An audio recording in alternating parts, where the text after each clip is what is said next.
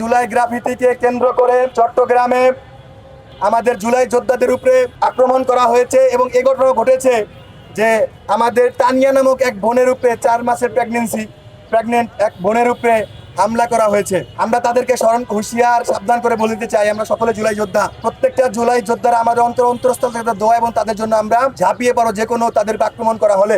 কালকে যে তানিয়ার উপরে আক্রমণ করা হয়েছে, হামলা করা হয়েছে, গ্রেপ্তার করা হয়েছে, আমরা আজকে জাতীয় বিপ্লবী সংসদ থেকে আহ্বান করতে চাই এই সমস্ত কার্যকলাপ থেকে বিরত থাকুন।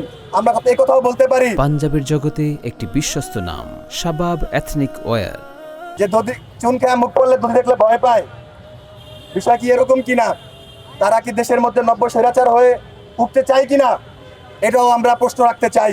নয়তো জুলাই গ্রাফিতি দেখলে তো জ্বলবে তাদের, যারা দেশের মধ্যে স্বৈরাচারী আচরণ করবে, যারা দেশে স্বৈরাচার হয়েছে, এই গ্রাফিতি দেখলে তাদের জ্বলবে।